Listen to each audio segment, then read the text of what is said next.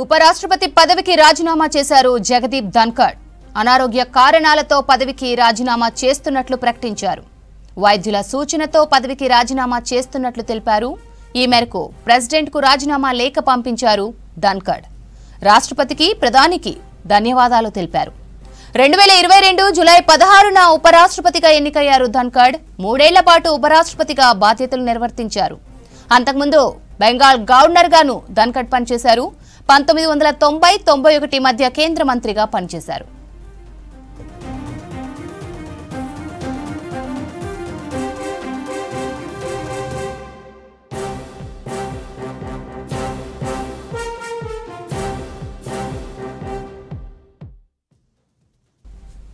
ఉపరాష్ట్రపతి పదవికి రాజీనామా చేశారు జగదీప్ ధన్కడ్. అనారోగ్య కారణాలతో పదవికి రాజీనామా చేస్తున్నట్లు ప్రకటించారు. వైద్యుల సూచనతో పదవికి రాజీనామా చేస్తున్నట్లు తెలిపారు. ఈ మేరకు ప్రెసిడెంట్కు రాజీనామా లేఖ పంపించారు ధన్కడ్. రాష్ట్రపతికి, ప్రధానికి ధన్యవాదాలు తెలిపారు. 2022 జూలై 16న ఉపరాష్ట్రపతిగా ఎన్నికయ్యారు ధన్కడ్. 3 ఏళ్ల పాటు ఉపరాష్ట్రపతిగా బాధ్యతలు నిర్వర్తించారు. అంతకుముందు బెంగాల్ గవర్నర్ గాను ధన్కడ్ పనిచేశారు. 1990-91 మధ్య కేంద్ర మంత్రిగా పనిచేశారు.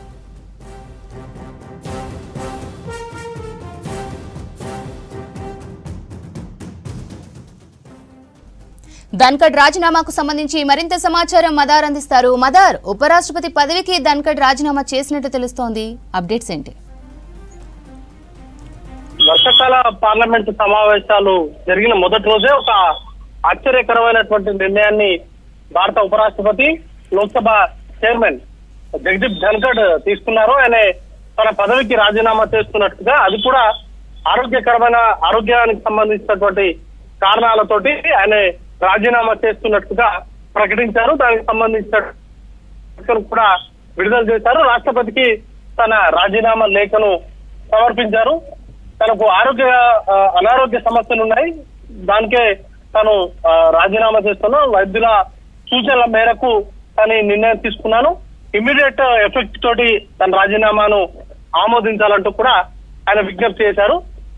2022లో ఆయన ఉపరాష్ట్రపతిగా బాధ్యతలు చేపట్టారు. జూలై నెలలో ఆయన ఈ మేరకు ఆయన ఉపరాష్ట్రపతిగా బాధ్యతలు స్వీకరించారు. అంతకుముందు 2019 నుంచి 2022 వరకు అంటే గవర్నర్ గా కూడా, అది కూడా పశ్చిమ బెంగాల్ లాంటి రాష్ట్రానికి గవర్నర్ గా పనిచేశారు. గవర్నర్ గా పనిచేస్తున్నటువంటి సందర్భంలోనే అప్పటి నుంచి కూడా ఆ రాష్ట్ర ప్రభుత్వంతో కొంత డిఫరెన్సెస్ చాలా వరకు ఉన్నాయి. గవర్నర్ కు సంబంధించినటువంటి వ్యవహార శైలిని నిరసిస్తూ అప్పటి ప్రస్తుతం బెంగాల్ ముఖ్యమంత్రి మమతా బెనర్జీ కూడా కొన్ని ఆందోళనలు కూడా నేరుగా పాల్గొంది. ఆ తర్వాత రాష్ట్రపతిగా ఆయన బాధ్యతలు చేపట్టిన తర్వాత సభలో కొంత చర్చనీయాంశంగా ఆయన వ్యవహార శైలికి సంబంధించి ఆయన మాట్లాడినటువంటి మాటలు కావచ్చు, లేకపోతే కొంతమంది ఎంపీలను టార్గెట్ గా చేసుకొని చేసినటువంటి కామెంట్స్ కావచ్చు, కొంత చర్చనీయాంశంగా మారినటువంటి సిచ్యువేషన్స్ కూడా చూసాము. కానీ కొన్ని సెన్సిటివ్ ఇష్యూస్ పైన ఆయన బాహటంగానే తన వైఖరిని వెల్లడించేవారు. ముఖ్యంగా సుప్రీంకోర్టు జడ్జిమెంట్ సంబంధించి కొన్ని వివాదాస్పద వ్యాఖ్యలు, ముఖ్యంగా కీలకమైనటువంటి వ్యాఖ్యలను కూడా ఆయన చేశారు. గతంలో కొన్ని కీలకమైనటువంటి తీర్పుల విషయంలో, సీజే ఇచ్చినటువంటి తీర్పుల విషయంలో కూడా ఆయన కొన్ని సున్నితంగా కొంత విమర్శనాత్మకంగా ఆయన మాట్లాడినటువంటి సందర్భాలను కూడా చూసాం. మొత్తంగా ఓవరాల్ గా ఈ రోజు ఆయన రాజ్యసభలో వచ్చినటువంటి సందర్భంలో కూడా కొంత అనారోగ్యంగానే ఆయన కనిపించారు, కొంత లీన్ అయ్యారు. ఆయన చాలా వరకు కూడా కొంత హెవీ పర్సనాలిటీ ఉండేది. బట్ ఈ రోజు ఆయనని రాజ్యసభలో చూసినటువంటి వారందరూ కూడా కొంత ఆశ్చర్య సీరియస్ హెల్త్ ఇష్యూస్ కూడా ఉండడంతో ఆయన ఈ మేరకు నిర్ణయం తీసుకున్నట్టుగా తెలుస్తా ఉంది. దానికి సంబంధించి కూడా ఓవరాల్ గా ఆయనకి హెల్త్ కి సంబంధించినటువంటి అంశాలు ఏవైతే ఉన్నాయో వాటికి సంబంధించినటువంటి విషయాలు ఇంకా పూర్తి స్థాయిలో బయటకు రాలేదు. బట్ హెల్త్ ఇష్యూస్ ని కారణంగా చూపుతూ ఆయన తన ఉపరాష్ట్ర పదవికి అయితే రాజీనామా చేశారు. ఇప్పుడు నెక్స్ట్ ఉపరాష్ట్రపతి ఎవరు కాబోతున్నారు అనే దానిపైన కూడా సర్వత్రా ఆసక్తి అనేది కూడా నెలకొనింది. మొత్తంగా అయితే జగదీప్ ధన్కడ్ ఉపరాష్ట్రపతిగా, రాజ్యసభ చైర్మన్ గా తన శైలిలో కాలం వరకు కూడా దాని ఆ పాత్రను పూర్తి స్థాయిలో నిర్వహించారు. ఇప్పుడు అనారోగ్య సమస్యల కారణం చూపుతూ ఆయన ప్రస్తుతానికి అయితే రాజీనామా చేశారు. ఇమీడియట్ ఎఫెక్ట్ తోటి దాన్ని ఆమోదించాలంటూ కూడా కోరేటువంటి నేపథ్యంలో నెక్స్ట్ ఉపరాష్ట్రపతిని ఎవరు చేయబోతున్నారు ఏంటి అనే దానిపైన కూడా ఇంత ఇంట్రెస్టింగ్ చర్చ అయితే నడుస్తా ఉంది. Right mother, thanks for the updates.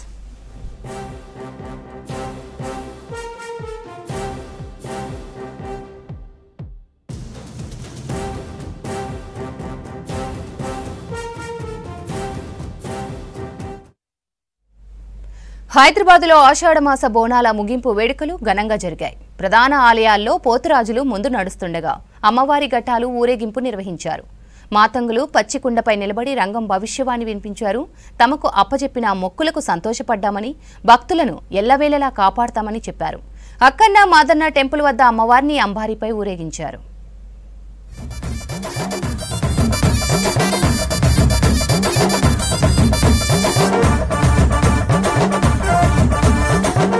Mir Alam మండి మహంకాళి ఆలయంలో రంగం కార్యక్రమం ఘనంగా జరిగింది. మాతంగి స్వర్ణలత భవిష్యవాణి వినిపించారు. భక్తుల పూజల పట్ల సంతోషంగా ఉన్నానని చెప్పారు. ప్రజలకు ఏ ఆటంకం కలగకుండా చూసుకుంటానన్నారు. అక్కా చెల్లెళ్ల జోలికి వస్తే ఉగ్రరూపం దాలుస్తానన్నారు. మహమ్మారి రాకుండా జాగ్రత్తగా ఉండాలని భక్తులకు సూచించారు. తనకు 5 వారాలు పప్పు, బెల్లం, పలహారాలతో ప్రసాదం పెట్టాలని, ధన్వంతరి హోమం జరిపించాలని కోరారు మాతంగి స్వర్ణలత. నా గ్రామంలోని బాల బచ్చలతో సహా నా కొల్లారి అందుండి నాకు మట్టుకు ధన్వంతరి హోమం జరిపించండి. దుష్టులను నేను దూరమే పెడతా. బాలకు నా అక్క చెల్లెళ్ళ జోలికి ఎవరొచ్చినా కానీ నేను మాత్రం వదిలిపెట్టనే. వాళ్ళకు మాత్రం రక్తమే నా కళ్ళలో చూస్తాను. రక్తం తీసి నేను చేసేదాన్ని. నా ఉగ్ర రూపం దాల్చేది నేను. అది సమాజంలో పాపాలు పెరిగాయని భవిష్యవాణిలో చెప్పారు మాతంగి అనురాధ. పిల్లలు హద్దు మీరుతున్నారన్నారు. ఉప్పుగూడ మహంకాళి ఆలయంలో రంగం భవిష్యవాణి చెప్పారు మాతంగి అనురాధ. పిల్లల్లో పెడదారికి తల్లిదండ్రులే కారణమన్నారు. ఈ ఏడాది మంచిగా వర్షాలు ఉన్నాయని, పాడి పంటలు పండుతాయన్నారు. తనను నమ్ముకున్న వాళ్లను కాపాడుతానని భవిష్యవాణి చెప్పారు మాతంగి అనురాధ. మీరు అనుకున్నాయని నడిపించుకోండి, నేను మీ వెంబడుండి నడిపిస్తాను కదరా బాలుడా. సకాలంలో వర్షాలు కురుస్తాయి, పాడి పంటలు పండుతాయి. కానీ మీరు చేసుకున్న పాపాల వల్ల వచ్చేటివి కూడా దూరం అయిపోతాయి, కొట్టుకపోయేటివి కొట్టుకపోతాయి, ఉండేవి ఉంటాయిరా బాలుడా.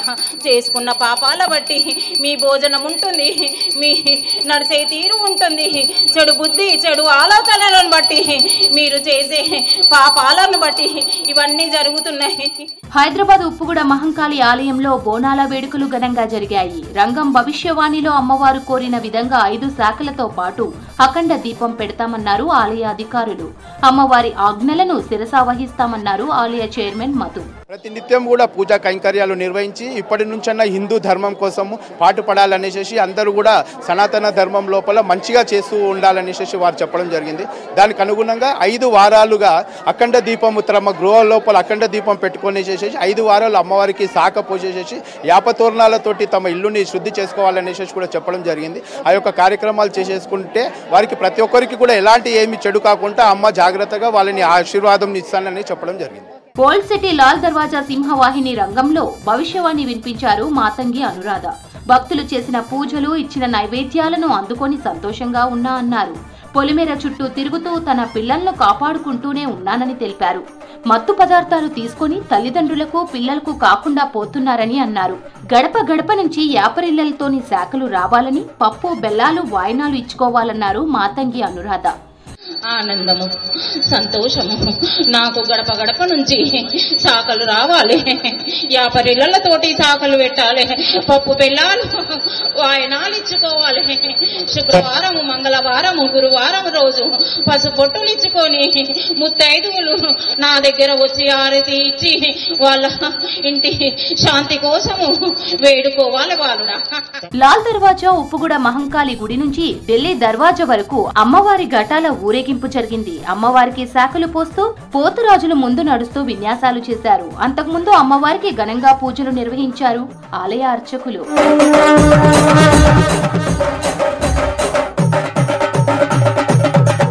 ఆషాఢమాసం చివరి రోజు అక్కన్న మాదన్న టెంపుల్లో శోభాయాత్రను ప్రారంభించారు హైదరాబాద్ సిపి సివి ఆనంద్. 75 సంవత్సరాల నుంచి అంబారీ ఊరేగింపు చేయడం ఆనవాయితీ అన్నారు. ఈసారి ఘనంగా బోనాల ఉత్సవాలు జరిగాయన్నారు.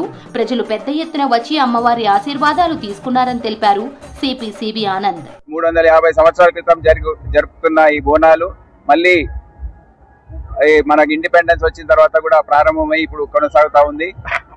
చాలా ఘనంగా ఇక్కడ ఏనుగు ద్వారా తీసుకెళ్లే ఈ కార్యక్రమం అందరు కూడా ఇక్కడ విచ్చేసి పెద్ద ఎత్తున ఆఖరి రోజు ఇది అందరు కూడా మాతో కోఆపరేట్ చేశారు, సహకరించారు. పోలీస్ డిపార్ట్మెంట్ తరఫున కూడా మేము అందరికీ మా కృతజ్ఞత తెలియజేస్తున్నాము. గ్రేటర్ హైదరాబాద్ లో ఆషాఢ బోనాల ముగింపు వేడుకలు చేశారు నిర్వాహకులు. ప్రజలు పెద్ద ఎత్తున హాజరై ఘటాల ఊరేగింపు రంగం కార్యక్రమంలో పాల్గొన్నారు.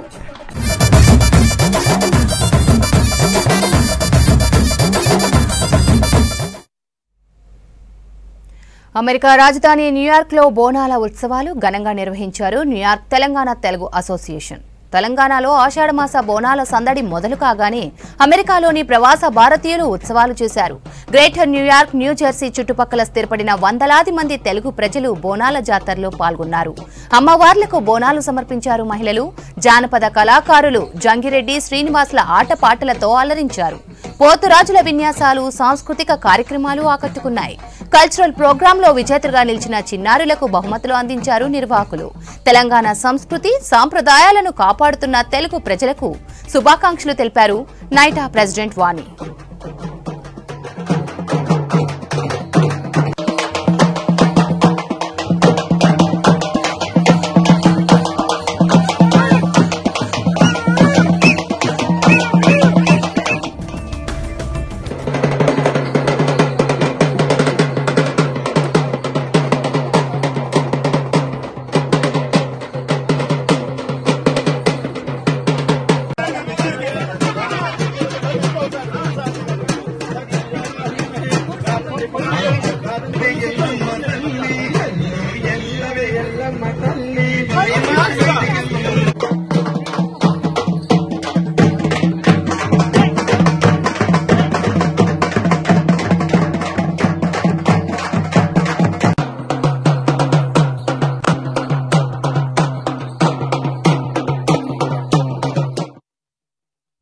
ఇల్లీగల్ బెట్టింగ్ యాప్లపై ఈడీ దూకుడు పెంచింది. బెట్టింగ్ యాప్ కేసులో పలువురు నటులకు ఈడీ నోటీసులు ఇచ్చింది. బెట్టింగ్ యాప్ వ్యవహారంలో సెలబ్రిటీలు, పలు కంపెనీలపై ఈడీ కేసులు నమోదు చేసింది. హైదరాబాద్, సైబరాబాద్లో నమోదైన కేసుల ఆధారంగా ఈసీఐఆర్ నమోదు చేసింది ఈడీ.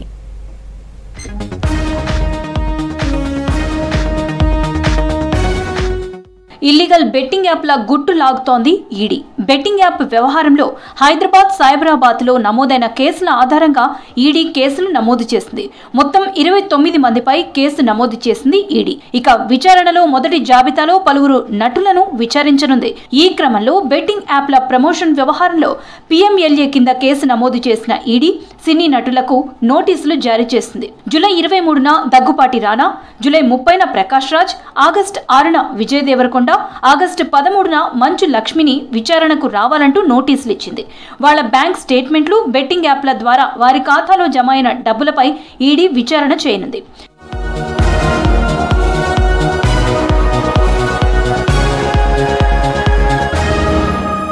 హైదరాబాద్, సైబరాబాద్ లో నమోదైన కేసుల ఆధారంగా ఇప్పటికే ఈసీఐఆర్ ఆధారంగా ఈడీ 29 మంది స్టేట్మెంట్ ని రికార్డ్ చేయనుంది. వీరంతా పీఎంఎల్ఏ నిబంధనలు ఉల్లంఘించి బెట్టింగ్ యాప్ ప్రమోట్ చేసినట్లు ఈడీ అభియోగాలు మోపింది.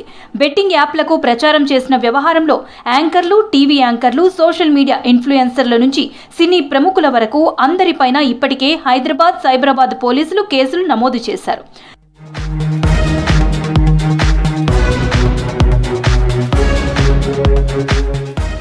యువతను ఆకట్టుకునేందుకు బెట్టింగ్ యాప్స్ నిర్వాహకులు యూట్యూబర్లు, టాలీవుడ్, బాలీవుడ్ నటులతో ప్రమోషన్ చేయిస్తున్నారు.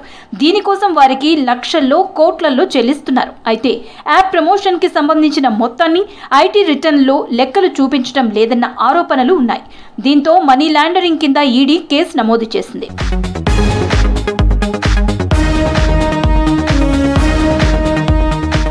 ఈజీ మనీ వేటలో అనేక మంది బెట్టింగ్ కు అడిక్ట్ అవుతున్నారు.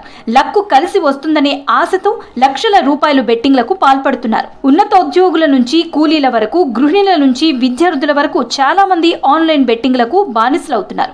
చివరకు లక్షల్లో అప్పులు చేసి తీర్చే మార్గం లేక బలవన్ మరణాలకు పాల్పడుతున్న ఘటనలు పెరిగాయి. చట్ట విరుద్ధమైన యాప్లను డౌన్లోడ్ చేసుకోవాలంటూ సెలబ్రిటీలు, సోషల్ మీడియా ఇన్ఫ్లుయెన్సర్లు ప్రచారం చేసినందుకు భారీగా కమిషన్లు తీసుకున్నారని పలువురు పోలీసులకు ఫిర్యాదు చేశారు.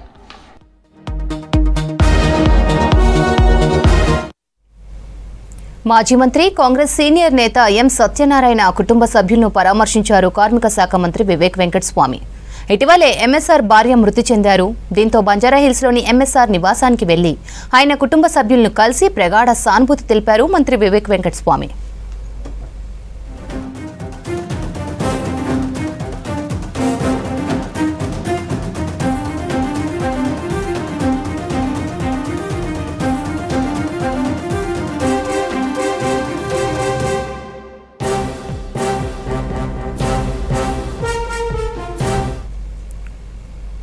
మెడికల్ మాఫియా ఇష్టారీతిన వ్యవహరిస్తోంది. విచ్చలవిడిగా ఎలాంటి పర్మిషన్ లేకుండానే అనేక మందులను అమ్మకాలు చేస్తున్నారు.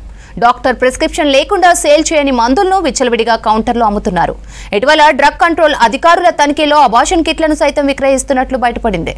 డాక్టర్ సలహా లేకుండా వినియోగిస్తే అనేక సమస్యలు ఎదుర్కోవాల్సి వస్తుందని నిపుణులు హెచ్చరిస్తున్నారు.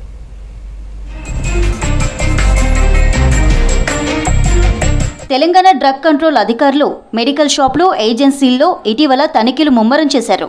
అధికారుల సోదాల్లో పర్మిషన్ లేని నకిలీ డ్రగ్స్ అమ్ముతున్నట్టుగా బయటపడ్డాయి. అబార్షన్ కిట్లను సైతం విచ్చలవిడిగా అమ్ముతున్నట్టుగా గుర్తించారు. ప్రత్యేక డ్రైవ్ పెట్టిన డ్రగ్ కంట్రోల్ అధికారులు రాష్ట్ర వ్యాప్తంగా స్పెషల్ టీంలతో ఒకేసారి తనిఖీలు చేపట్టారు. అటు ప్రిస్క్రిప్షన్ లేకుండానే అబార్షన్ కిట్స్ ను విక్రయిస్తున్నట్లు గుర్తించారు. రాష్ట్ర వ్యాప్తంగా పర్మిషన్ లేకుండా అబార్షన్ మెడిసిన్ అమ్ముతున్న 149 మెడికల్ షాపులకు షోకాజ్ నోటీసులు ఇచ్చారు డ్రగ్ కంట్రోల్ అధికారులు. డాక్టర్ల సలహాలు, సూచనలు లేకుండా అబార్షన్ కోసం మెడిసిన్ తీసుకోవడం ప్రాణాలకే ప్రమాదమని హెచ్చరిస్తున్నారు. ఎప్పుడు పడితే అప్పుడు ఆ మెడిసిన్ వాడొద్దని అడ్వైస్ చేస్తున్నారు. గర్భ నిర్ధారణ అయ్యాకే ఆ మందులు వాడాలని, ప్రెగ్నెన్సీ లేకుండా వాడితే ఇబ్బందులు తప్పవని చెప్తున్నారు. పర్మిషన్ లేకుండా అబార్షన్ చెయ్యరని, అందుకే మెడికల్ షాపుల్లో కిట్లు కొని సొంతంగా మెడిసిన్ తీసుకుంటున్నారని డాక్టర్లు అంటున్నారు. మెడిసిన్ ను ఏ సమయంలో ఎలా వాడాలో తెలియకుంటే ప్రమాదకరమేనని హెచ్చరిస్తున్నారు డాక్టర్స్. చాలా మంది ఎంటీపీ కిట్ అనేది బయట ఫార్మసీస్లలో అవైలబుల్ ఉండడము, లేకపోతే ఆర్ఎంపీలు గానీ లేకపోతే తెలిసిన వాళ్ళ ద్వారా ఈ కిట్ ని మిస్యూటిలైజ్ చేసుకుంటున్నారు అందరూ. ఈ టాబ్లెట్స్ ఎక్కువ డోసెస్ ఉండడం వల్ల పేషెంట్ కి ఎక్కువ మటుకు బ్లీడింగ్, పెయిన్, ఇన్కంప్లీట్ అబార్షన్ అవ్వడము, లేకపోతే ప్రెగ్నెన్సీ అలాగే కంటిన్యూ అవ్వడము, లేకపోతే కొంతమంది ఏంటంటే అసలు స్కానే లేకుండా టాబ్లెట్లు యూజ్ చేసుకోవడం వల్ల ఎక్టోపిక్ ప్రెగ్నెన్సీ అనేది ఉంది అనేది తెలియకుండా వాళ్ళకి ఇంకెక్కువ ప్రాబ్లమ్స్ లో పడి వాళ్ళకి ఆపరేషన్ ద్వారా అవసరం పడే అంత కాంప్లికేషన్స్ అవుతుంది. So doctor advice compulsory important. MTP kit use చేసే ముందర పర్మిషన్ లేకుండా విచ్చలవిడిగా అబార్షన్ మందులను వినియోగించడం ప్రాణాల మీద తెస్తుందని డాక్టర్లు తెలిపారు. అటు మెడికల్ షాపుల్లో విచ్చలవిడి అమ్మకాలను నియంత్రించాలని డ్రగ్ కంట్రోల్ అధికారులను కోరుతున్నారు. రోగుల అవసరాన్ని కొందరు బిజినెస్గా మార్చుకుంటున్నారు. అత్యవసరమని తెలిసినా మానవత్వాన్ని మర్చిపోయి సోషల్ మీడియా వేదికగా మోసానికి పాల్పడుతున్నారు. బ్లడ్ కోసం సోషల్ మీడియాలో పోస్టులు పెడితే చాలు మేమిస్తామంటూ కాల్ చేసి ట్రాన్స్పోర్ట్ ఛార్జీల పేరుతో వసూలు చేసి పత్తా లేకుండా పోతున్నారు. ఓ పక్క ప్రాణాలు పోతుంటే ఇదేమీ పట్టించుకోకుండా సొమ్ము చేసుకుంటున్నారు. కొంతమంది యువత స్వచ్ఛందంగా బ్లడ్ డొనేషన్ చేస్తుంటే దోపిడీకి కేరాఫ్గా చేసుకుంటున్నారు. కొందరి అవసరం ఇంకొందరికి అవకాశంగా మారుతుంది. ఓవైపు యువత స్వచ్ఛందంగా బ్లడ్ డొనేషన్ కోసం ముందుకొస్తుంటే మరికొందరు మాత్రం బాధితుల అవసరాన్ని సొమ్ము చేసుకుంటున్నారు. నిత్యం అనారోగ్య సమస్యలతో ట్రీట్మెంట్ కోసం గాంధీ, ఉస్మానియా, నిమ్స్ ఆసుపత్రులతో పాటు పలు కార్పొరేట్ హాస్పిటల్స్ కి అనేక మంది వెళ్తుంటారు. సోషల్ మీడియా వేదికగా బ్లడ్ కావాలని పోస్టు చేస్తే ఆ నంబర్లకు ఫోన్ చేసి రవాణా ఛార్జీలు ఇస్తే వస్తామని చెప్పి ఆ తర్వాత ఫోన్ ఆఫ్ చేసి పత్తా లేకుండా పోతున్నారు. ఇలాంటి మోసాలు హైదరాబాద్ సిటీలో ఈ మధ్య ఎక్కువ జరుగుతుండడం ఆందోళన కలిగిస్తోంది.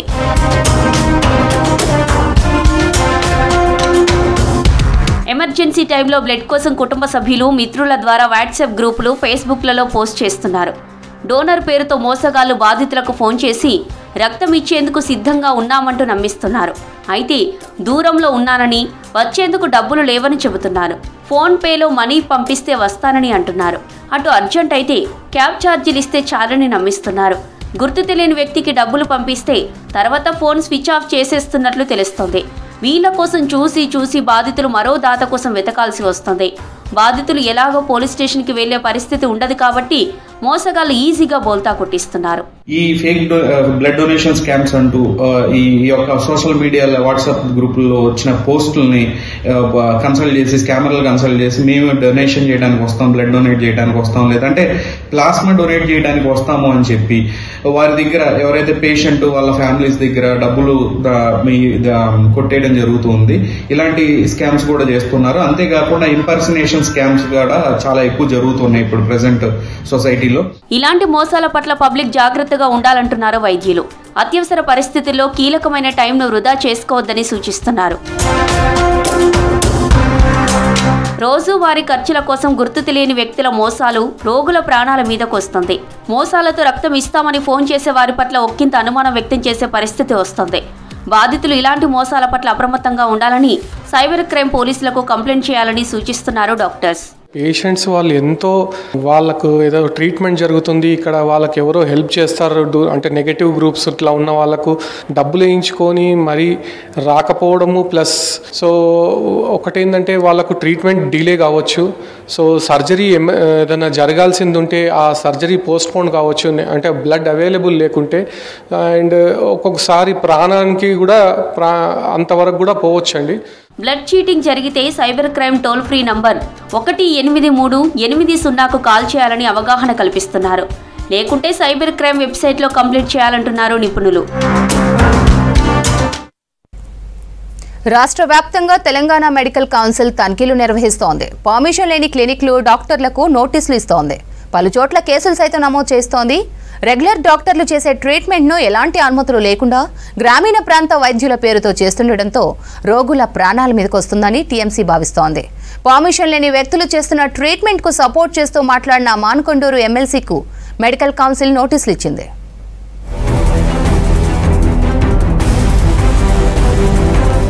రాష్ట్రంలో అనుమతి లేని క్లినిక్లు, డాక్టర్లపై తెలంగాణ మెడికల్ కౌన్సిల్ ఫోకస్ పెట్టింది.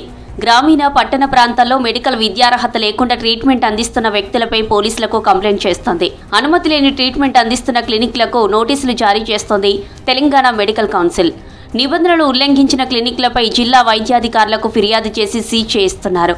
అటు ఎలాంటి వైద్య విద్య లేకున్నా కొందరు పల్లె, పట్నం అన్న తేడా లేకుండా క్లినిక్లు తెరవడంపై డాక్టర్ల సంఘాలు ఆగ్రహం వ్యక్తం చేస్తున్నాయి. ఫస్ట్ ఎయిడ్ వదిలేసి ఎంబీబీఎస్, ఎండీలు చేసే ట్రీట్మెంట్ కొనసాగిస్తుండటంపై ఆశ్చర్యం వ్యక్తం చేస్తున్నాయి. కొంతమంది తీరుతో రోగుల ప్రాణాలు పోతున్నాయని ఆవేదన వ్యక్తం చేస్తున్నారు. గ్రామీణ ప్రాంతాల్లోనే కాదు, సిటీలో కూడా చాలా చోట్ల ఏంటంటే వీళ్ళు వైద్యులు కాదు, వీళ్ళు ఏవో సర్టిఫికెట్లు పెట్టుకొని డాక్టర్లని చలామణి చేసుకుంటూ పేషెంట్లను వచ్చిన జనాలను ఇంజెక్షన్స్ అని, ట్రీట్మెంట్స్ అని, ఫ్లూయిడ్స్ అని ఏవో పెట్టి వాళ్ళని మబ్బపెట్టి వాళ్ళకు అనవసరమైన ట్రీట్మెంట్లు ఇస్తున్నారు. అవసరం ఉన్న అవసరం లేకపోయినా స్టిరాయిడ్స్ ఇవ్వడము, అవసరం లేకున్నా ఫ్లూయిడ్స్ ఎక్కించడము, ఇలాంటివి చేసి పేషెంట్స్కి హెల్త్కి నష్టమే జరుగుతున్నారు తప్ప వీళ్ళు ఏమీ లాభం చేకూర్చట్లేదు. బీపీ చెక్ చేయడం, హార్ట్ బీట్ చూడడం, సెలైన్లు పెడుతూనే స్టిరాయిడ్ ఇంజెక్షన్లు సైతం చేస్తున్నారని వైద్యుల సంఘాలు చెబుతున్నాయి. కొందరైతే ఏకంగా రక్త పరీక్షలు చేయిస్తూ యాంటీబయాటిక్ మందులు అడ్వైజ్ చేస్తున్నారు. ఇంకొందరు ఏకంగా అబార్షన్లు, డెలివరీ సైతం చేస్తున్నట్లు ఆరోపణలున్నాయి. ఏ పరీక్ష ఎప్పుడు చేయాలో తెలియకుండానే, ఎలాంటి మందు ఏ టైంలో ఇవ్వాలో అవగాహన లేకుండానే అబార్షన్ చేస్తూ రోగుల ప్రాణాలను తీస్తున్నారని వైద్య సంఘాలు చెబుతున్నాయి. అనవసరమైన ఇంజెక్షన్స్ ఇచ్చి అది చేసి వీళ్ళకి తెలియని జ్ఞానంతో అవన్నీ చేయడంతో ఏంటంటే పేషెంట్లకు హాని జరుగుతుంది తప్ప ఇంకేమీ జరగట్లేదు. సో ఇంకా మొన్ననే తెలిసింది ఏంటంటే అబార్షన్ కిట్స్. ఓకే, అసలు అబార్షన్కి కొన్ని రూల్స్ ఉన్నాయి. డాక్టర్స్ 7 నెలలో చేయాలి, ఎప్పుడు చేయాలి, ఎన్ని నెలలు దాటితే 2 డాక్టర్లు తీసుకోవాలి, ఇలాంటివి అన్నీ ఉన్నాయి రూల్స్. అవన్నీ పక్కన పెట్టేసి వీళ్ళు ఇష్టం ఉన్నట్టు ఎక్కడంటే అక్కడ అబార్షన్ టాబ్లెట్స్ ఇవ్వడం, చేయడము, ఇల్లీగల్ అబార్షన్స్ చేయడం, ఇవన్నీ కూడా జరుగుతున్నాయి. సో వీటితోటి ప్రజల ప్రాణాలకు హాని జరుగుతుంది, అంతే తప్ప ఇక్కడ కూడా మేలు జరగట్లేదు. సో ఇవన్నీ హరికట్టడానికే టీఎస్ఎంసీ నుంచి మేము ఏవైతే రైట్స్ జరుగుతున్నాయో అందుకని చేస్తున్నామండి. తెలంగాణ మెడికల్ కౌన్సిల్ తనిఖీలపై మానకొండూరు ఎమ్మెల్యే కవ్వంపల్లి సత్యనారాయణ అభ్యంతరం వ్యక్తం చేశారు. ఆర్ఎంపీలకు మద్దతుగా మాట్లాడారు. స్వతహాగా వైద్యుడైన ఎమ్మెల్యే రెగ్యులర్ డాక్టర్లకు వ్యతిరేకంగా మాట్లాడడంపై మెడికల్ కౌన్సిల్ నోటీస్ జారీ చేసింది. వారం రోజుల్లో స్వయంగా హాజరై వివరణ ఇవ్వాలని సూచించింది. హాజరు కాకుంటే కౌన్సిల్లోని ఎథిక్స్ కమిటీ సమావేశమై చర్యలు తీసుకుంటుందని కౌన్సిల్ రిజిస్ట్రార్ చెబుతున్నారు. ఈ నిబంధనలు ఉల్లంఘిస్తే ఎవరిపైనైనా చర్యలు తీసుకునేందుకు వెనుకాడమని స్పష్టం చేశారు. స్వచ్ఛమైన సేవా దృక్పథంతో సేవ చేయాలన్నదే తెలంగాణ మెడికల్ కౌన్సిల్ యొక్క ముఖ్య ఉద్దేశము. అర్హత లేని వాళ్ళకి వాళ్ళు సమాజానికి వైద్య సేవలు అందించకూడదన్నది ఒక అబ్జెక్టివ్. అందుకే వైద్యంలో ఎలాంటి క్వాలిఫికేషన్స్ లేని వాళ్ళ మీద మాత్రమే TGMC నేతృత్వంలో కొంచెము తనిఖీలు చేస్తున్నాము. నీవు చట్టపరంగా క్వాలిఫై అయితే నువ్వు ప్రాక్టీస్ చేసుకో, దెర్ ఈజ్ నో బార్.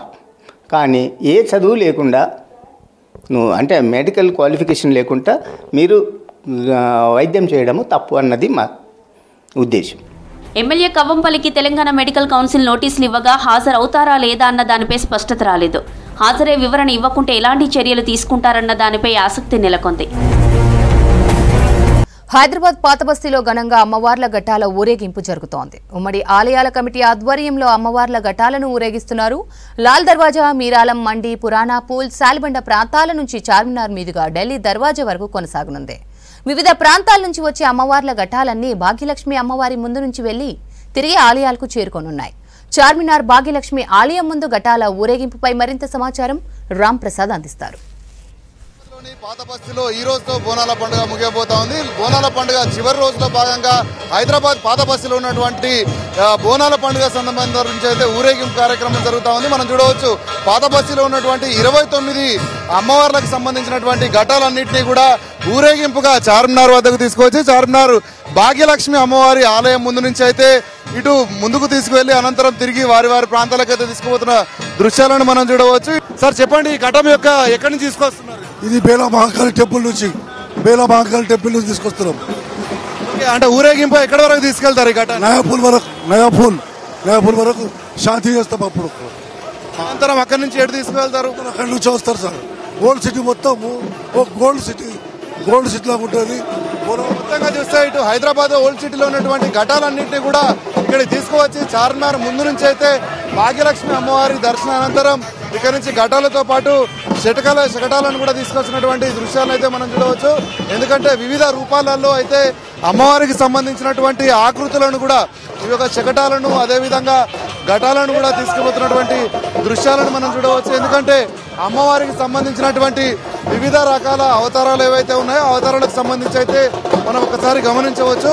ఈ యొక్క మనం గమనిస్తే మనం ప్రస్తుతం ఇక్కడ చూడవచ్చు అమ్మవారికి సంబంధించినటువంటి వివిధ రూపాలకు సంబంధించినటువంటి శకటాలన్నింటినీ కూడా భక్తులు అదేవిధంగా నిర్వాహకులు అయితే ఇక్కడ చార్మినార్ వద్దకు తీసుకువచ్చి చార్మినార్ నుంచి ఇక్కడ మనం చూడవచ్చు ఉమ్మడి దేవాలయాల ఊరేగింపు వ్యవస్థాపకులు అందరూ కూడా సభ్యులందరూ కూడా ఘనంగా స్వాగతం పలుకుతున్నారు. ముఖ్యంగా ఇటు తెలంగాణ రాష్ట్ర పండుగగా కూడా బోనాల పండుగ ఏర్పాటు చేయడంతో అయితే ప్రభుత్వం కూడా అన్ని రకాల ఏర్పాట్లు చేయడం జరిగింది. ఎందుకంటే రాత్రి వేళలో అర్ధరాత్రి వరకు కూడా ఘటాల ఊరేగింపు కొనసాగుతున్న క్రమంలో ప్రజలందరికీ ఎక్కడ కూడా ఇబ్బందులు తలెత్తకుండా అయితే అన్ని రకాల ఏర్పాట్లు అయితే ప్రభుత్వం చేయడం జరిగింది. మనం ఒకసారి ఇక్కడ వచ్చినటువంటి ప్రజలను అడిగి తెలుసుకుందాం ఏర్పాట్లు ఏ విధంగా ఉన్నాయనే గురించి.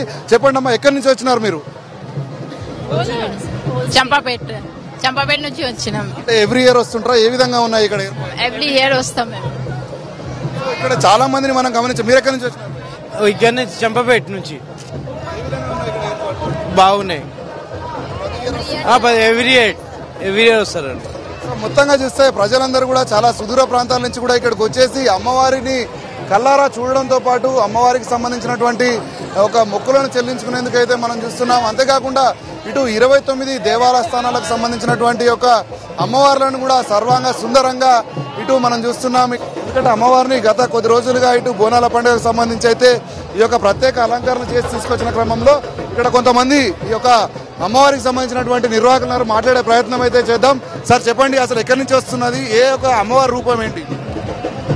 ప్రతి ఏటా గౌలిపుర భారత్ మాత కోటమైసమ్మ దేవాలయం నుండి అంగరంగ వైభవంగా సాగి ఆషాఢ మాస బోనాలకు ఈ వేషాధారణ అమ్మవారిని ప్రతిష్టాపించి మరి రంగము మరి అదేవిధంగా ఘటముతో సహా మేమందరం కూడా బయలుదేరి ఢిల్లీ దర్బార్ మైసమ్మ అక్కడ అమ్మవారిని విసర్జన చేసి మరి అందరం కూడా భక్తులందరూ కూడా ఇంటికి వెళ్ళడం జరుగుతుంది. మామూలుగా ఇక్కడ ఏ విధంగా ఉన్నాయండి ఏర్పాట్లు అన్ని కూడా? మీరు వచ్చే దగ్గర నుంచి వెళ్లే దగ్గర దాకా మార్గ మధ్యంలో ట్రాఫిక్ సంబంధించి కానీ పోలీసుల భద్రత ఏ విధంగా ఉంది?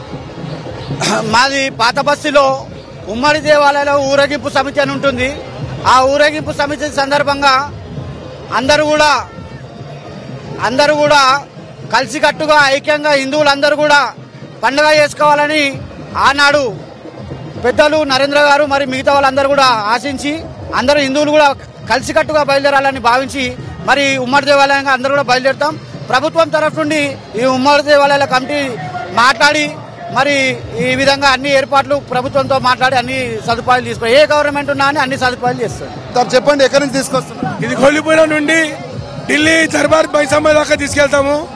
ఇప్పుడు ఈ గౌలిపుర ఈ మంకాలమ్మది తమిళనాడుకి వెళ్ళి తెప్పించాము. ఈ అమ్మవారిని మేము చాలా వైభవంగా బోనాల ఊరేగింపు తీసుకొని వెళ్తున్నాము. గౌలిపుర మంకాళి మాతేశ్వరి ఇది మా పోలీస్ స్టేషన్ అమ్మవారు. ఈసారి కనివిని ఏరియా రీతిలో గవర్నమెంట్ ఏర్పాటు చేయడం జరిగింది. మేము అందులో భాగంగానే గౌలిపుర నుంచి ఢిల్లీ దర్బార్ దాకా ప్రొసెషన్ తీసుకెళ్తున్నాం. ఈసారి బ్రహ్మాండమైన ఏర్పాట్లు ప్రభుత్వం చేసింది. మేము వివేక్ వెంకట స్వామి కూడా మంత్రి గారికి కూడా ఆహ్వానం ఇచ్చాము.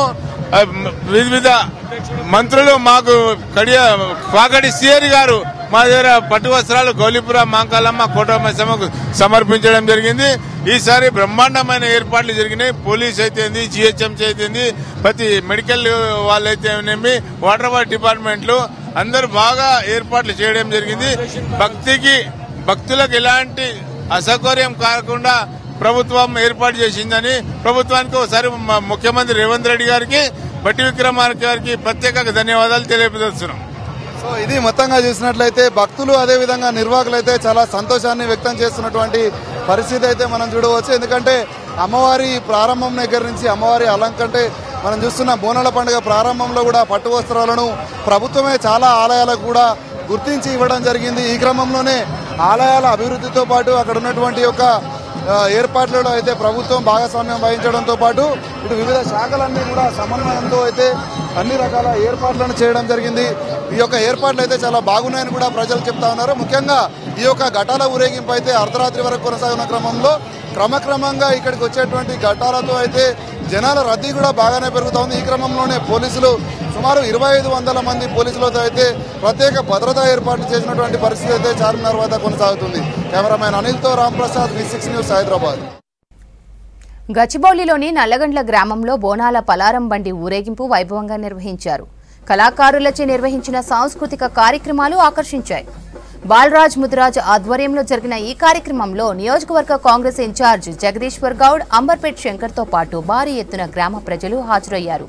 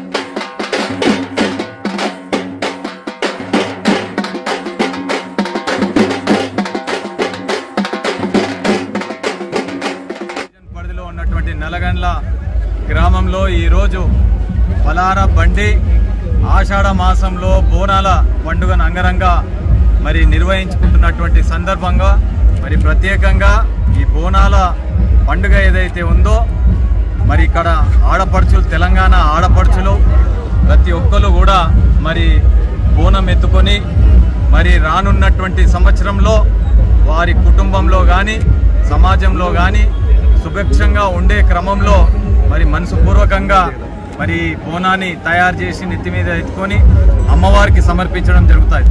ఆ క్రమంలో మరి ఇక్కడ నల్లగండ్లలో పలార బండి ద్వారా ప్రజలందరినీ ఐకమత్యం చేసి ఈ కార్యక్రమంలో భాగస్వాములు చేసి రానున్నటువంటి భవిష్యత్తులో గ్రామానికి కానీ డివిజన్ కానీ నియోజకవర్గ పరిధిలో జిహెచ్ఎంసీలో భాగమైనటువంటి శేర్లింగంపల్లి నియోజకవర్గం ప్రజలందరూ సుభిక్షంగా ఉండాలని చెప్పి అభివృద్ధి విషయంలో కానీ సంక్షేమం విషయంలో కానీ గౌరవ ముఖ్యమంత్రి శ్రీ రేవంత్ రెడ్డి గారు ఏదైతే తలంపు చేసిండో ఈ రాష్ట్రాన్ని అన్ని రంగాల్లో ముందుండే విధంగా ఆహర్నిశలు కృషి చేస్తూ ఉన్నాడని చెప్పి ప్రతి సందర్భంలో మాటలే కాకుండా మరి ఆచరణలో కూడా ఎన్నో పథకాలు తీసుకొచ్చి మరి అభివృద్ధి దిశలో ముందుకు పోతా ఉన్నాడు. షార్ట్ బ్రేక్ తీసుకుందాం, స్టే విత్ us.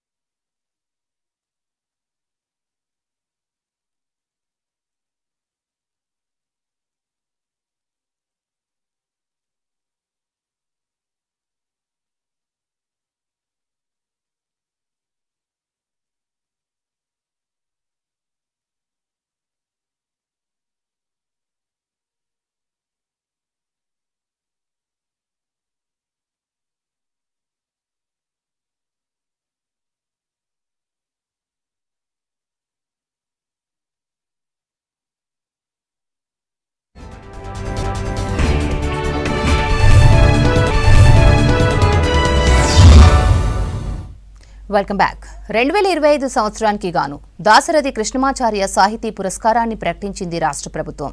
రేపు దాశరథి కృష్ణమాచార్యుల శత జయంతి సందర్భంగా కవి కాల్మిస్ట్ అయిన అన్నవరం దేవేందర్కు అవార్డును ప్రకటించారు. అవార్డుతో పాటు 1,01,116 రూపాయలను ప్రైజ్ మనీగా బహుమానం ఇవ్వనున్నారు.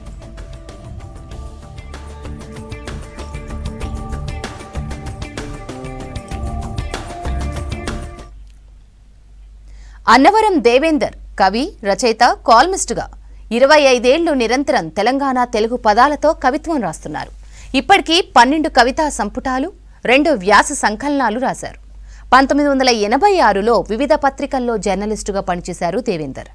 ఇప్పటికీ కవిత్వంతో పాటు పలు పత్రికల్లో కాల్మస్ రాస్తున్నారు.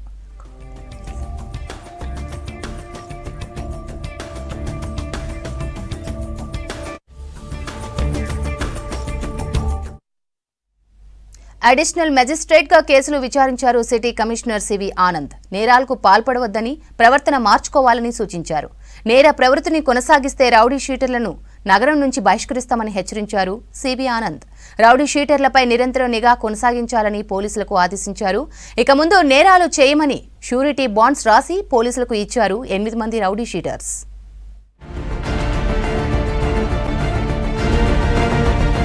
Hyderabad police commissioner CV Anand additional magistrate హోదాలో కేసులను విచారించారు.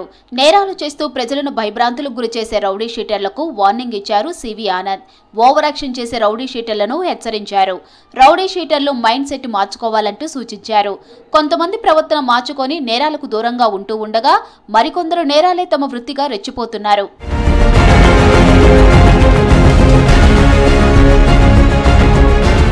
సిటీ ప్రజలను ఆందోళనకు గురి చేస్తున్న రౌడీ షీటర్లపై నిఘా పెట్టి వారి ఆగడాలను ఆటకట్టిస్తున్నారు పోలీసులు. ఎక్కువగా కేసులు నమోదైన రౌడీ షీటర్ల చిట్టాను తీసి సిటీ కమిషనర్ ముందు ఉంచారు. రౌడీ షీటర్లకు అడిషనల్ మెజిస్ట్రేట్ హోదాలో కమిషనర్ సివి ఆనంద్ కేసులను విచారించారు. హైదరాబాద్లోని 8 మంది రౌడీ షీటర్లకు మధ్య ఉన్న ఆధిపత్య పోరు వివాదాలపై కేసులను విచారించారు. 8 మంది రౌడీ షీటర్లు షూరిటీ బాండ్స్ ను సమర్పించారు.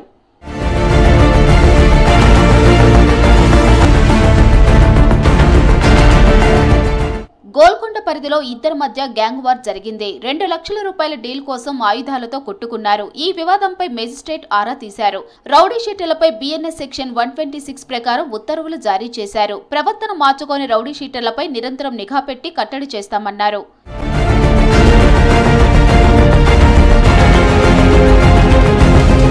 ప్రజలను బెదిరించిన, రౌడీ షీటర్ల ఆధిపత్య పోరు సాగించిన నగర బహిష్కరణ వేటు తప్పదని హెచ్చరించారు అడిషనల్ మెజిస్ట్రేట్ సివి ఆనంద్.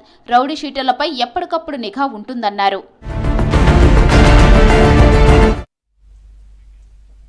రాష్ట్ర ప్రభుత్వం పంటల బీమా పథకం అమలు ఆలస్యం చేస్తుండటంతో వానాకాలం పంటలకు నష్టం జరిగితే పరిహారం అందదని ఆవేదన వ్యక్తం చేస్తున్నారు రైతులు.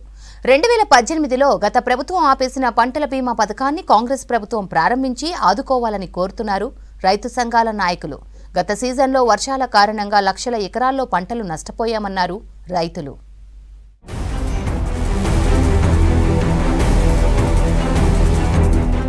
రాష్ట్రంలో 1,40,00,000కు పైగా ఎకరాల్లో పంటలు సాగు అవుతున్నాయి. అయితే పంట బీమా పథకం అమలుపై సర్కార్ క్లారిటీ ఇవ్వలేదు.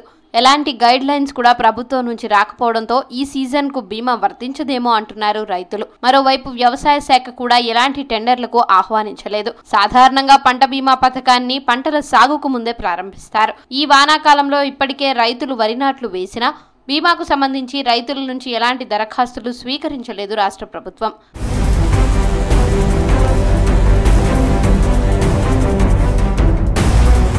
పంట బీమా పథకం అమలైతే పంటలు వేసినప్పటి నుంచి కోసే వరకు వర్షాలు పడి నష్టం జరిగితే ఆదుకునే అవకాశం ఉంటుందంటున్నారు రైతు సంఘం నేతలు. ఇప్పటికే వానాకాలం మొదలైనా ఎలాంటి కార్యాచరణను వ్యవసాయ శాఖ మొదలు పెట్టలేదంటున్నారు. పంట బీమాపై గైడ్ లైన్స్ ఇచ్చి రైతులకు నష్టం జరగకుండా రాష్ట్ర ప్రభుత్వం చర్యలు తీసుకోవాలని కోరుతున్నారు రైతు సంఘం నాయకులు. మనకు పంటల బీమా పథకం అనేటువంటిదే లేకుండా పోయింది. దీనివల్ల ఏటా 5 నుంచి 10 లక్షల ఎకరాల దాకా పంటలు నష్టపోతున్నటువంటి పరిస్థితి ఉంది. కొన్ని సందర్భాల్లో అకాల వర్షాల వల్ల, వడగళ్ల వాన వల్ల, వరదల వల్ల, తుఫాన్ల వల్ల నష్టం జరిగితే కొన్ని సందర్భాల్లో కరువుల వల్ల నష్టం జరుగుతుంది. మరి కొన్ని సందర్భాల్లో ఇప్పుడు పత్తికి గులాబీ తెగులు వచ్చేస్తుంది. గులాబీ తెగులు వచ్చినటువంటి సందర్భంలో అనేక చోట్ల లక్షలాది ఎకరాల పంట నష్టం జరుగుతుంది. మిర్చికి తామర వైరస్ వచ్చింది. మిర్చి తామర వైరస్ వచ్చినటువంటి సందర్భంలో వందలాది మంది రైతులు ఆత్మహత్యలు చేసుకుని చనిపోవాల్సినటువంటి పరిస్థితి ఏర్పడింది. 2018లో పీఎం కిసాన్ యోజన పంటల బీమా పథకాన్ని బీఆర్ఎస్ సర్కార్ నిలిపివేసింది.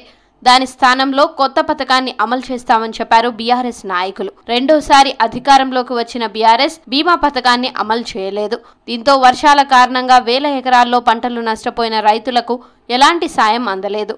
వేల కోట్ల రూపాయలను నష్టపోయారు రైతులు. పంటల నష్టం అనేటువంటిది జరుగుతున్నటువంటి సందర్భంలో ఒక గ్యారంటీ లేదు. కాబట్టి రైతుల ఆందోళన చూసినటువంటి ఫలితంగా నష్టం జరుగుతున్నప్పుడు గత ప్రభుత్వం స్వయంగా వచ్చి పరిశీలన చేసి కేసీఆర్ గారు ఖమ్మం జిల్లాలో, వరంగల్ జిల్లాలో తీవ్రంగా నష్టం జరుగుతుంది, నష్టపరిహారం ఇస్తాం, మేము బీమా లేదు కాబట్టి ఎకరానికి 10,000 రూపాయల పరిహారం ఇస్తామని చెప్పి ఒక 2-3 జిల్లాల్లో ఇచ్చారు. ఇప్పుడు పోయిన వానాకాలంలో వచ్చినటువంటి నష్టానికి సంబంధించి మేము నష్టం జరిగినటువంటి దానికి 51 కోట్ల రూపాయలు పంట నష్టపరిహారాన్ని మేము ఇస్తున్నామని చెప్పి ఎకరానికి 10,000 కాంగ్రెస్ ప్రభుత్వం రిలీజ్ చేసింది. కానీ వాస్తవంగా నష్టం జరిగినటువంటి రైతులు ఎవరైతే ఉంటున్నారో వాళ్లకు సకాలంలో పరిహారం అందడం కానీ, నష్టాన్ని అంచనా వేయడం కానీ, వీటన్నిటిని చేసేదానికి ఒక ప్రత్యేకమైనటువంటి బీమా అనేటువంటిది ఈ రాష్ట్రంలో అవసరం ఉంది. అది రైతాంగానికి ఒక భరోసా ఇచ్చేటువంటి అవకాశం ఉంటుంది. కాబట్టి ప్రత్యేకంగా బీమా రావాలి. దాన్ని రైతాంగానికి ఉపయోగపడేటువంటి పద్ధతులలో రూపొందించాలని చెప్పి తెలంగాణ రైతు సంఘం కోరుతోంది. ఇదివరకు పంటలకు బీమా చేసేందుకు నోటిఫికేషన్ విడుదల చేసి రైతుల నుంచి ప్రీమియం తీసుకునేది ప్రభుత్వం. వరికి గ్రామం యూనిట్గా మొక్కజొన్న, కంది, పెసళ్ళు, మినుములు, సోయా, పసుపు, వేరుశెనగ, నువ్వుల పంటలకు మండలం యూనిట్గా బీమా వర్తింపజేసేవారు.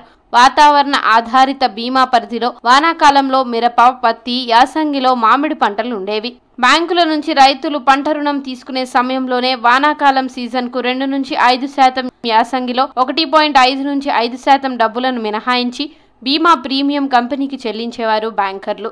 రైతులు చెల్లించిన కిస్తీ మొత్తంతో సమానంగా కేంద్ర, రాష్ట్ర ప్రభుత్వాలు మిగిలిన సగం ప్రీమియం రైతు రాయితీగా కంపెనీకి చెల్లించేవి. సీజన్ను బట్టి పంటలు సాగు చేస్తారు రైతులు. వానాకాలంలో 1.5 ఎకరాల వరకు పంటలు సాగవుతాయి. ఈ సీజన్ భారీ వర్షాల వల్ల పంటలకు వివిధ రకాల తెగులు సోకి నష్టపోయే అవకాశం ఎక్కువగా ఉంటుంది. బీమా అమలు చేస్తే రైతులు నష్టపోకుండా ఉంటారని తెలిపారు రైతు సంఘాల నాయకులు.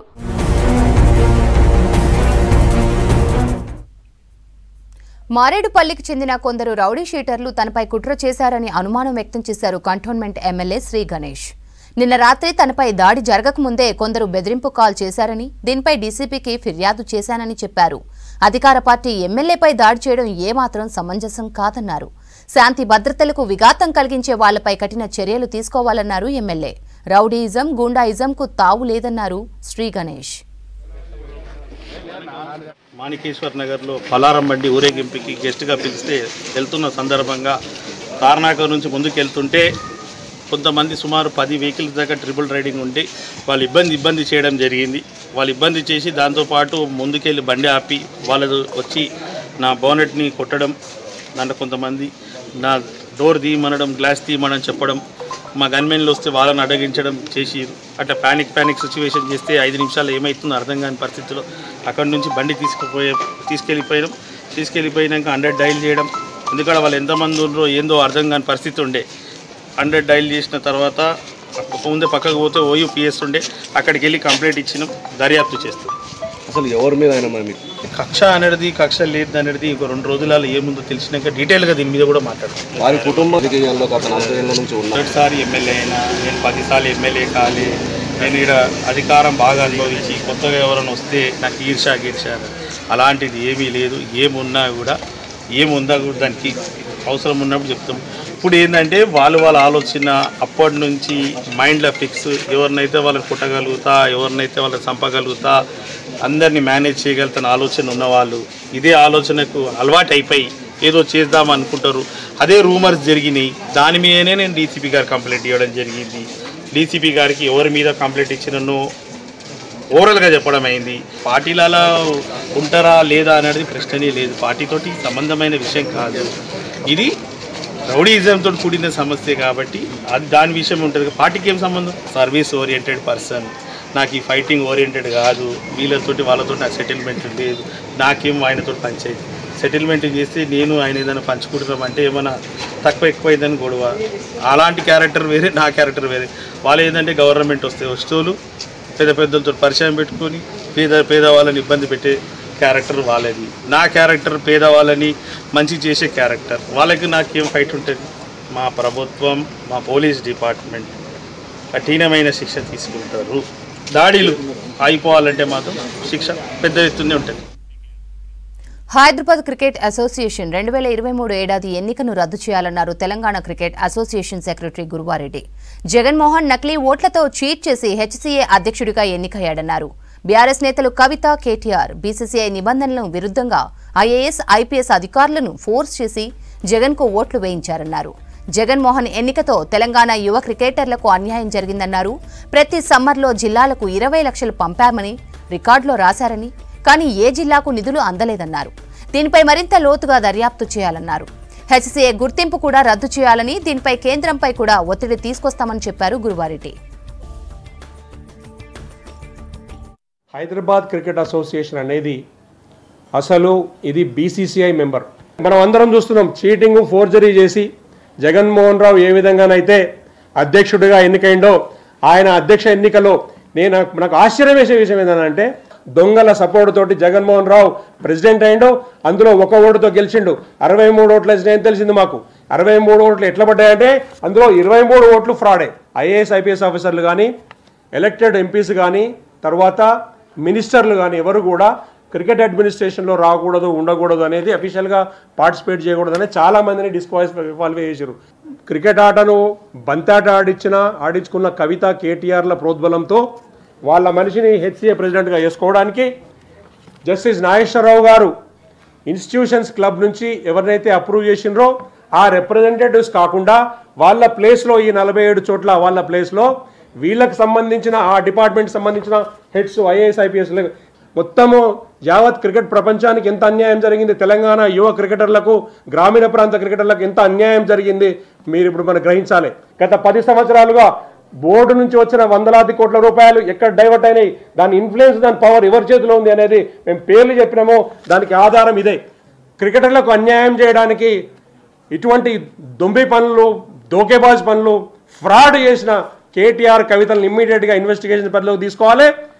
ఆ రోజు దీనికి సహకరించిన సంపత్ కుమార్ గారు కూడా ఇమ్మీడియట్గా ఇన్వెస్టిగేషన్ పరిధిలో తీసుకోవాలని కోరుతున్నాం. ఈ విషయమై ఈ ఆధారాలు ఇవన్నీ కూడా ఈ విధంగా మళ్ళీ రేపు పొద్దున మేము సిఐడి వారికి తర్వాత ఈడీకి సబ్మిట్ చేయబోతున్నాం. వచ్చిన డబ్బులన్నీ ఎక్కడ పోయినాయి, బీసీసీఐ వీళ్ళ గుర్తింపు రద్దు చేయాలి, ఇమ్మీడియట్గా ఒక కమిటీ వేయాలి బీసీ ఆధ్వర్యంలో వేసి అందులో టీసీఏ నుంచి రిప్రజెంటేటివ్ పెట్టాలి, గవర్నమెంట్ నుంచి రిప్రజెంటేటివ్ పెట్టాలి, మంచి ఇన్ఫ్రాస్ట్రక్చర్ ఇవ్వాలి. జిల్లాకో స్టేడియం కడతామని గవర్నమెంట్ ముందుకు పోతుంది. క్రైమ్ జరిగిన చోట ఇన్వెస్టిగేషన్ చేయడానికి గవర్నమెంట్ ముందుకు వస్తుంది. దీనికి కేంద్ర ప్రభుత్వంలో పెద్దలను కూడా మేము అప్రోచ్ అయినాం.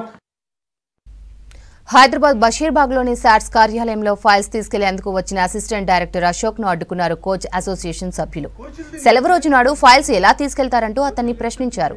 గత 16 ఏళ్లుగా అసిస్టెంట్ డైరెక్టర్ అశోక్ కోచ్ల నియామకం చేపట్టకుండా అక్రమాలకు పాల్పడ్డారని ఆరోపించారు అసోసియేషన్ అధ్యక్షుడు వినోద్ కుమార్. ఈ నెల 31న అసిస్టెంట్ డైరెక్టర్ అశోక్ రిటైర్డ్ కానుండటంతో అతని అవినీతి అక్రమాలు బయటపడకుండా ఉండేందుకు ఫైల్స్ తీసుకెళ్లడానికి వచ్చారని మండిపడ్డారు.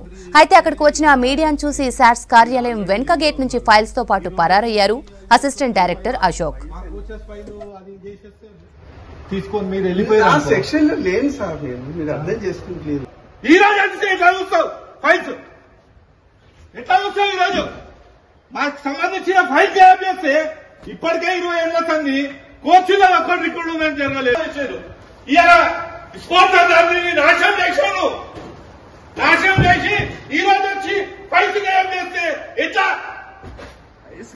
పిల్లలు ఎట్లా తయారవుతారు? నువ్వు స్టాఫ్ అంటే నువ్వు ఈ రోజు ఆల్ డే రోజు వచ్చి ఫైల్స్ అన్ని చూసి కొన్ని ఇంపార్టెంట్ ఫైల్స్ గైబ్ చేసే ప్రయత్నంలో ఈ రోజు మాకు రెడ్ హ్యాండ్గా దొరికాడు. కాబట్టి అతన్ని పట్టుకుంటే వెళ్ళిపోయాడు. ఇది 16 ఏళ్లుగా కోచెస్లు ఖాళీ అయినాయి. స్ట్రెంత్ 64 మంది కోచ్లు ఉండాలి తెలంగాణలో. ఇవాళ ఒక్కళ్ళు కూడా లేరు, 4 ఉన్నారు. వాళ్ళు ఆఫీసర్లు అయ్యారు. ఇతర శాఖలల్లా ముఖ్యమంత్రి గారు 84,000 పోస్టులు వేసిండు. ఈ శాఖల ఒక్క పోస్టు పడతలేదు. ఎందుకంటే ఇక్కడున్న కింది స్థాయి అధికారులు ఫైల్స్ రాసేవారు సరిగ్గా ఫైల్స్ రాయకపోవడం వల్ల ఈ శాఖలో భర్తీలు కావడం లేదు. దాదాపు 20 ఏళ్లుగా ఒక్క పోస్టు భర్తీ కాలేదు. ఉన్న పోస్టు మొన్న 6 ఏళ్ళు అవుతుంది శాంక్షన్ అయ్యి ఆ ఫైల్ ని మూసిపెట్టేసిర్రు. ఇప్పటిదాకా దొరకలే, మొన్న దొరికింది. మళ్ళీ ఆ ఫైల్ కూడా గైబ్ చేస్తాడేమో అని ఈ రోజు నేను అతన్ని పట్టుకొని గట్టిగా అడిగాను. ఎందుకంటే 232 పోస్టులు శాంక్షన్ పోస్టులు అవి. That's all for now. Stay tuned to V6 News.